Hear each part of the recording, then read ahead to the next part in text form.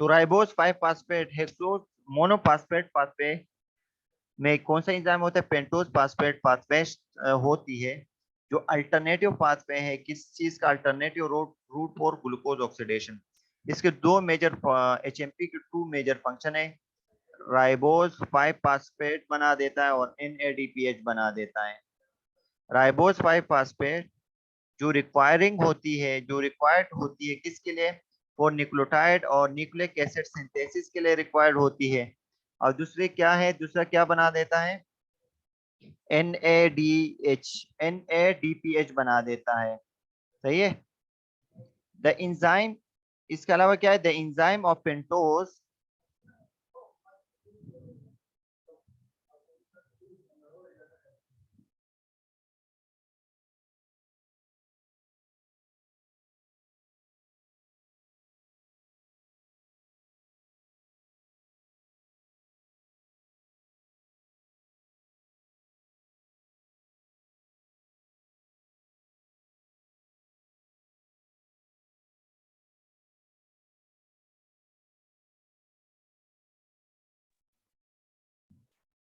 हाँ, हमारे पास क्या है? दो एंजाइम जब बनते हैं, राइबोस 5 फास्फेट और NADPH, जब बन जाती है बाय बाय HMP पाथवे, तो क्या कराता है ये एंजाइम का? इस एंजाइम का क्या काम है? The enzyme of the pentose phosphate pathway are present in the cytoplasm. ये साइटोप्लाज्म में पाए जाते हैं। और HMP जो है as active in certain tissue. हमारे पास ये HMP का जो पाथवे है, ये सर्टेन टिश्यू में पाया जाता है, जैसे liver, thyroid, adrenal cortex, adipose tissue, gonads, retina. सही है। और इसके साथ साथ ये कहाँ पर होते हैं? लैक्टेटिंग मेमोरी ग्लैंड्स और आरबीसीज में ये एंजाइम काम करते हैं। NADPH हमारे पास बेसिकली तौर पे एनर्जी है। ये एनर्जी किसके लिए नीड होती है? As required for the following reaction. कौन से रिएक्शन है? Reduction of metabolic important compound such as glutamine and folic acid. इसके लिए इंपॉर्टेंट है। इसके अलावा सिंथेसिस ऑफ फैटी एसिड इसके लिए इंपॉर्टेंट है। सही है, फैटी एसिड बनाते हैं। और इसके अलावा हाइड्रोक्सिलेशन रिएक्शन के लिए भी इंपॉर्टेंट होती है। इसके अलावा ग्लूटानिन is of particular importance to combat oxidation stress in tissue and to keep hemoglobin active by conserving iron and ferrous state। इसके अलावा ये हेमोग्लोबिन मॉलिक्यूल को, ग्लूटानिन जो है हमारे पास क्या है? हेमोग्लोबिन मॉलिक्यूल को क्या कर लेता है? एक्टिव स्टेट में रख देता है। दूसरा पाथवे हमारे पास कौन सा पाथवे है? दूसरा पाथवे है यूरोनिक एसिड पाथवे है। यूरोनिक एसिड जो है हमारे पास ये अल्टरनेटिव पाथवे है, ऑक्सीडेटिव पाथवे है for glucose that does not lead to the formation of ATP. HMP pathway जो प्रोडक्शन ऑफ एटीपी कराते हैं, वो एटीपी जो है in the form of NADPH था। और दूसरा कौन सा था? एक है NADPH है, दूसरा एंजाइम कौन सा? यहाँ पर आप लोगों ने अभी पढ़ लिया। और राइबोस 5 फास्फेट इसमें कन्वर्जन होती है। लेकिन यूरेनिक एसिड जो है ये फॉर्मेशन ऑफ एटीपी नहीं करता है, बल्कि अल्टरनेटिव पाथवे है। Enzyme of this pathway are present in the cytoplasm. इस पाथवे का HMP की पाथवे की एंजाइम भी साइटोप्लाज्म में पाए जाते हैं। और यूरेनिक एसिड साइकिल का के एंजाइम भी साइटोप्लाज्म में पाए जाते हैं। In humans it catalyse the conversion of glucose to glucuronic acid में कन्वर्ट हो जाता है और पेंटोसिस में कन्वर्ट हो जाता है। सही है। The main function is the formation of, इसका जो यूरोनिक एसिड पाथवे का मेन फंक्शन क्या है? UDP ग्लूकोरोनेट बनाना है, which is utilize in the following pathway. ये इस पाथवे में इस्तेमाल हो जाती है। हमारे पास यूरेनिक एसिड की वजह से यूरेनिक एसिड पाथवे में UDP यूरिनो डाइफॉस्फेट, UDP का मतलब है यूरिनो डाइफॉस्फेट ग्लूकोरोनेट जब बना दिया जाता है, इसका काम क्या है? ग्लाइको एमाइनो ग्लाइकेन सिंथेसिस करा देता है। इसके अलावा conjugation reaction with many compounds to increase their water solubility such as all steroid hormone and their metabolites bilirubin और सर्टेन डिटॉक्सिफिकेशन रिएक्शन भी करा देता है। इसके अलावा अभी हम पढ़ते हैं ग्लाइकोजन मेटाबॉलिज्म।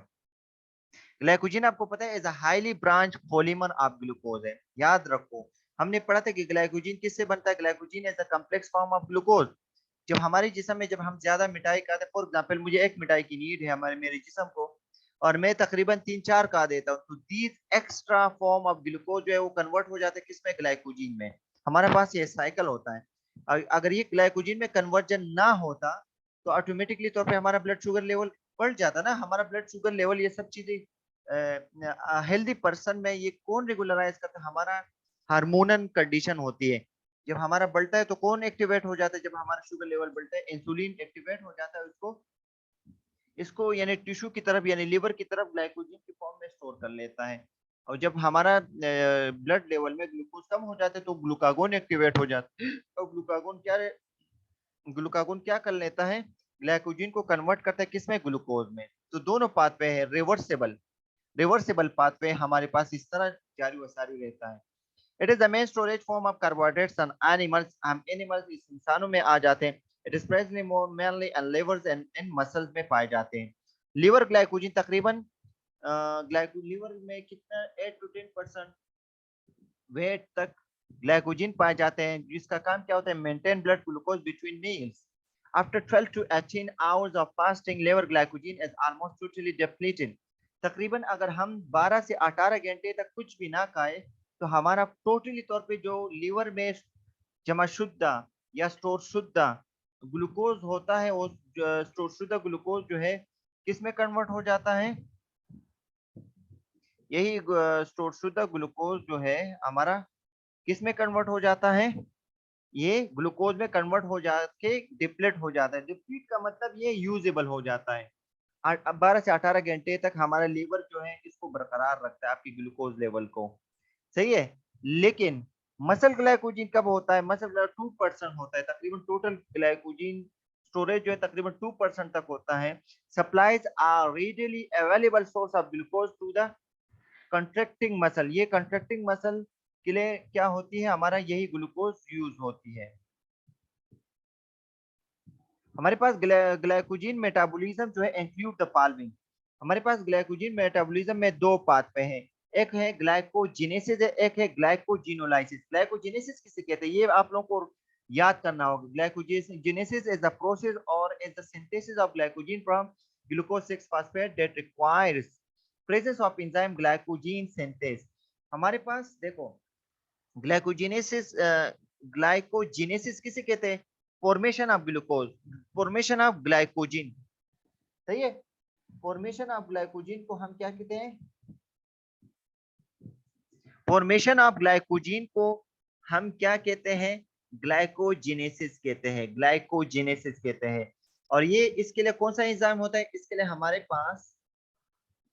लिए हमारे पास ग्लाइकोजन सिंथेस एंजाइम होता है। ग्लाइकोजन सिंथेस एंजाइम क्या काम करता है, what's the function of glycogen synthase enzyme, ये ग्लूकोज 6 फास्फेट को कन्वर्ट करता है किसमें, ग्लाइकोजन में। ये ग्लाइकोजन सिंथेस एंजाइम कब काम करता है, जब हमारे जिस्म में एक्स्ट्रा फॉर्म ऑफ ग्लूकोज हो। जो extra form of glucose convert हो जाता है किसमें, ग्लाइकोजन में, by the process of glycogen synthase enzyme, सही है। ये ऑटोमेटिकली एक्टिवेट होता है, जैसे हमारा ब्लड जैसे ग्लूकोज जैसे जैसे बढ़ता है वैसे वैसे एक्टिवेट होकर ग्लाइकोजन में कन्वर्ट करता है, सही है, ग्लूकोज को। इसके साथ साथ ग्लाइकोजिनोलाइसिस किसे कहते हैं, is a breaking down of glucose.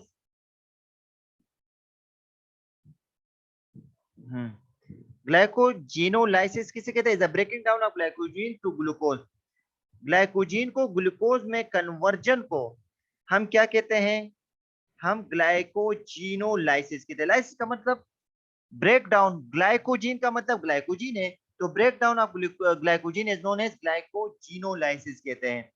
हमने अभी पढ़ा जब हमारे पास ग्लूकोज का लेवल बढ़ता है तो ग्लाइकोजीन सिंथेस एंजाइम एक्टिवेट होके यही एक्स्ट्रा फॉर्म ऑफ ग्लूकोज को कन्वर्ट करता है ग्लाइकोजीन में, और ये स्टोरेज हो जाता है लिवर और मसल में, सही है। जैसे जैसे हमारा ग्लूकोज लेवल कम हो जाता है, सही है, ब्लड में, तो ये क्या नहीं सॉरी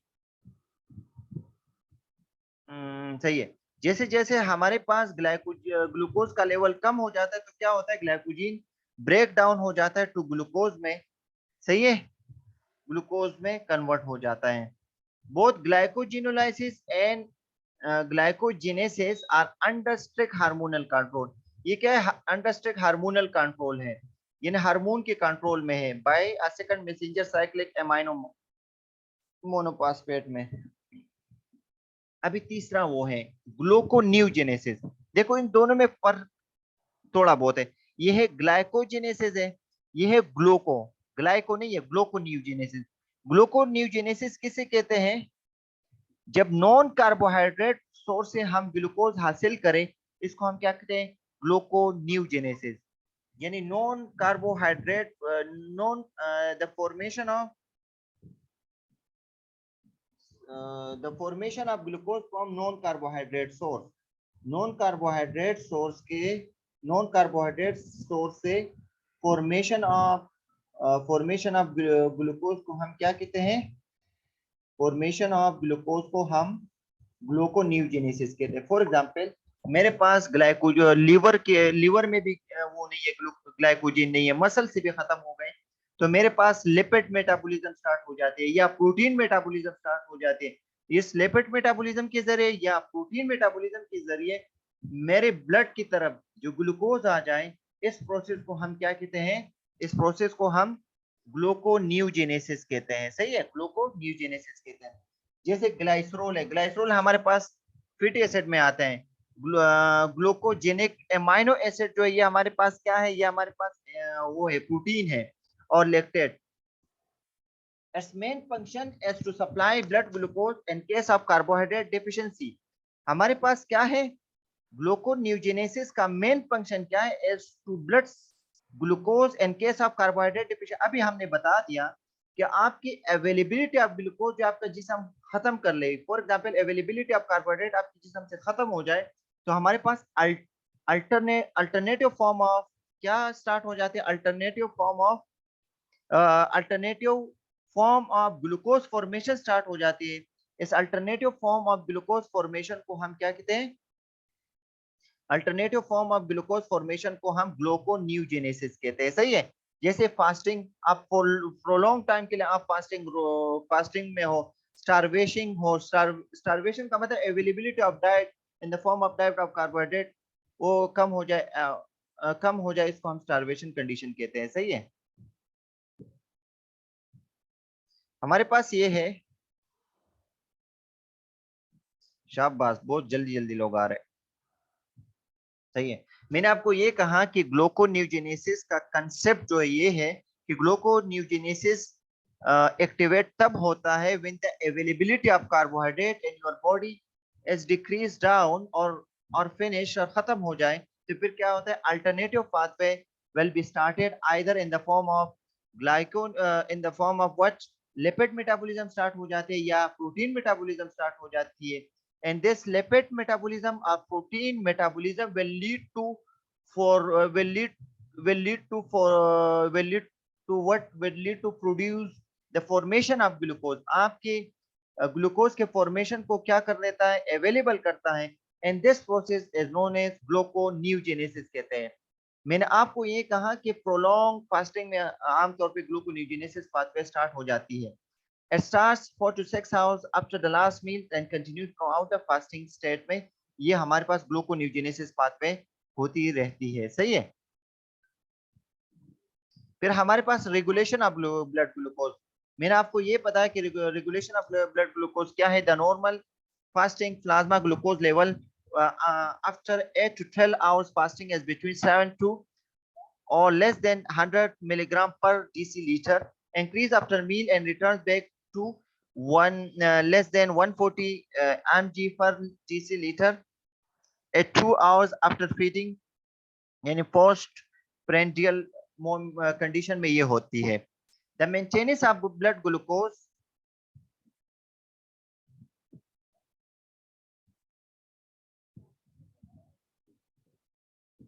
सही है। The maintenance of blood glucose is important functions of different tissues।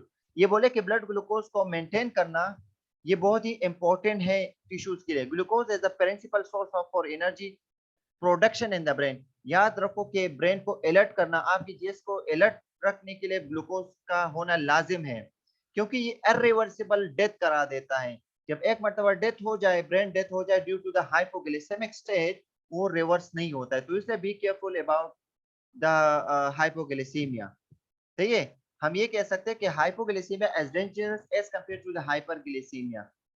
Sudden decrease in blood glucose if not treated may produce coma and even death। मैंने ये बता दिया अभी आपको। Regulation of blood glucose after meal, rise in blood glucose stimulates.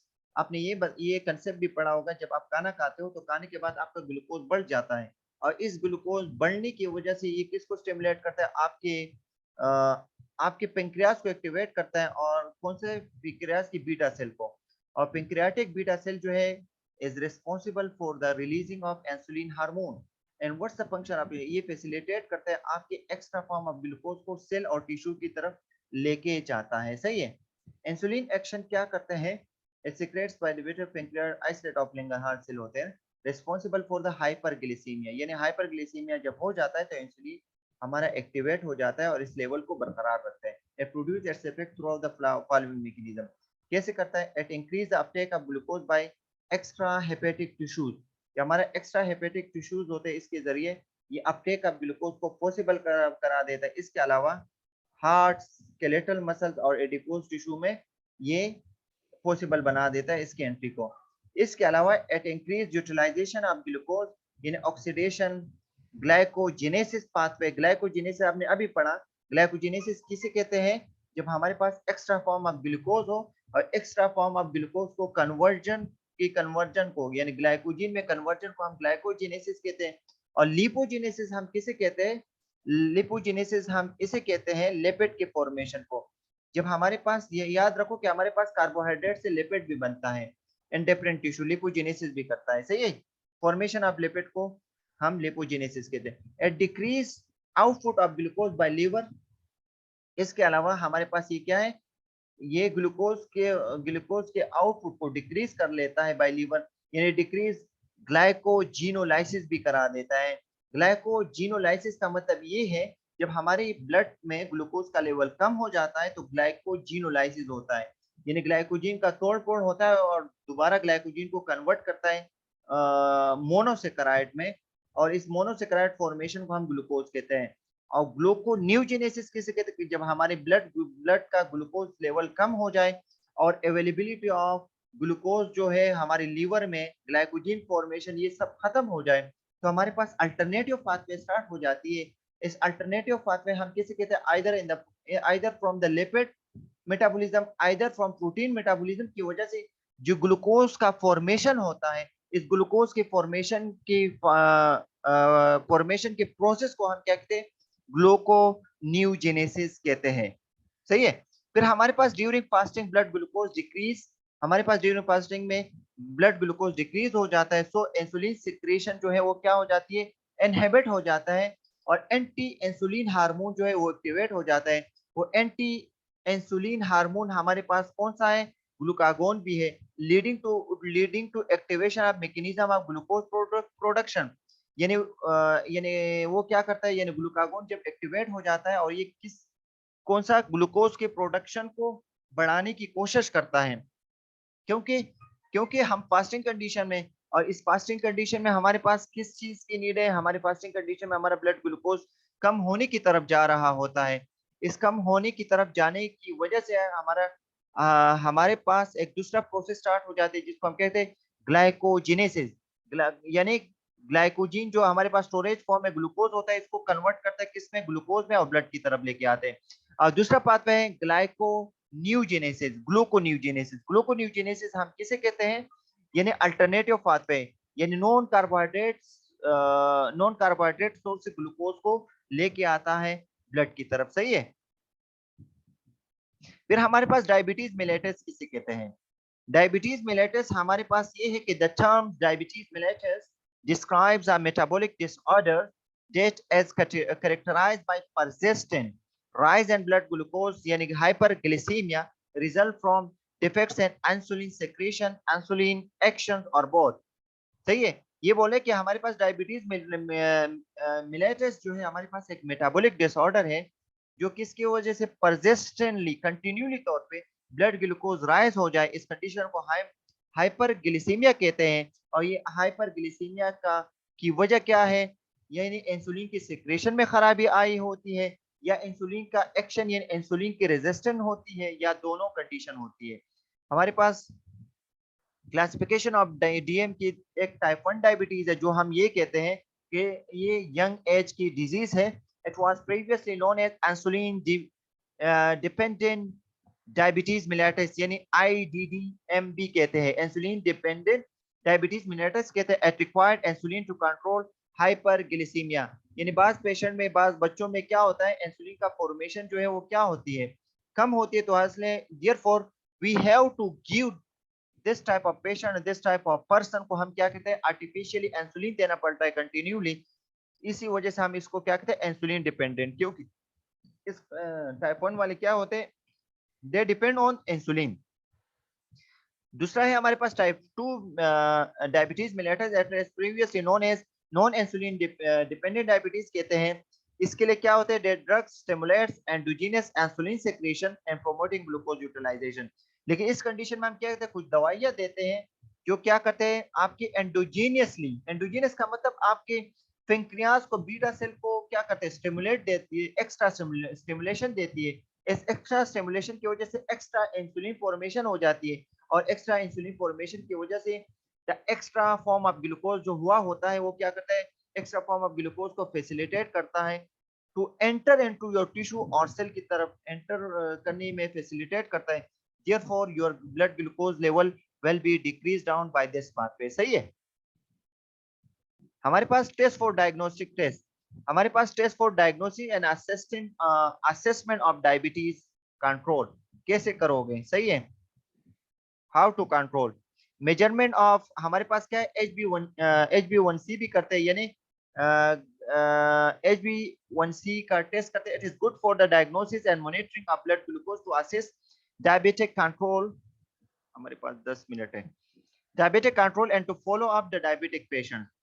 HbA1c करते हैं, सही है, तकरीबन फॉर 3 मंथ्स का रिकॉर्ड होता है। इसके नॉर्मल वैल्यू जो है 4 to 6.5 तक हमारे पास ये नॉर्मल वैल्यू है। If the level of HbA1c is greater from 6.5, so it's mean that the patient is having mild level hyperglycemia। और जब ये मॉडरेट लेवल के लिए क्या होता है, तकरीबन 7 से 8 के दरमियान होता है। और 8 से जब बढ़ता है उसको हम क्या कहते हैं, सीवियर हाइपरग्लिसेमिक, यानी 400 तक 450 तक इसके रेफ्लो रेशियो होता है, सही है।